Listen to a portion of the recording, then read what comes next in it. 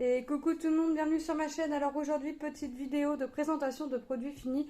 Rappelez-vous, j'avais eu ces deux toiles-ci en partenariat avec une usine qui vient de Chine. On peut voir le nom de l'usine, enfin du site ici, Aikong. Voilà, c'était deux toiles en 40-50, les deux toiles en bob l'éponge, deux toiles en... Une en diamant carré qui est ici et une qui est en diamant rond. Dans la diamant rond, j'avais 40 couleurs et dans la diamant carré, 42. La carrée est déjà encollée et prédécoupée, hein, comme vous pouvez constater. Tout simplement puisque je l'ai fini et on l'a encollé aussitôt et les enfants, elle va aller dans la chambre des enfants. Des garçons, l'autre ira dans la chambre des filles. Donc la voici. Alors celle-ci en carré, bah franchement j'ai pas l'impression que deux couleurs en plus fassent grande différence avec la toile carré. Je sais plus les références que j'avais, mais sincèrement, il n'y a pas de, il n'y a pas de, je vois pas grande différence entre une toile, une toile ronde et une toile carrée, malgré les deux couleurs de plus dans la toile ronde, dans la toile carrée, pardon. Les deux ont été super agréables à faire. Les deux n'ont manqué d'aucun diamant. J'ai pas pensé à garder les diamants puisque je pense rarement à garder les diamants parce que quand le produit est fini, il est fini et je mets tout à la poubelle, les références que je n'ai pas, que j'ai déjà, et je garde les références que j'ai. Donc tout est déjà parti, trié. Mais on avait largement assez si jamais on faisait tomber la coupelle ou quoi que ce soit par terre. On avait largement assez pour faire la toile, hein, puisque on n'a manqué d'aucune couleur. On n'a pas eu de problème de déchets. Des petits résidus, des trucs ou des diamants mal taillés ou quoi que ce soit. On n'a pas eu de problème. J'ai pas eu à me plaindre non plus d'un endroit de toile qui ne colle pas, que ce soit sur la ronde ou sur la carrée. On n'a pas eu de soucis.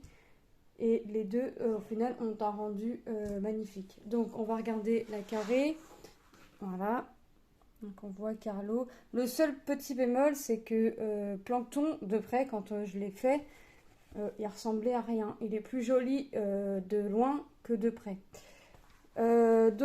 Petit problème avec les diamants là, les blancs, comme d'habitude, hein, les 38-65, il y a toujours ce fameux petits écarts vraiment légers, mais sinon, en soi, ça reste quand même correct.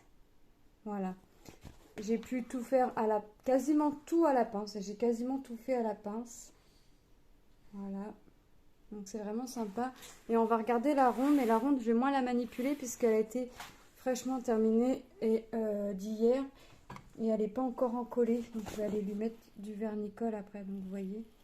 On ne voit pas les traces du cercle. On ne voit pas les symboles. On ne voit pas les symboles qui dépassent, quoi que ce soit. Non, elle est vraiment sympa aussi. Hop, j'évite de trop la tordre.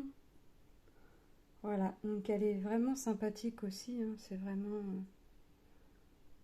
Voilà, donc on en avait une en tissu, en la toile qu'on commande sur AliExpress, hein, les toiles toutes simples.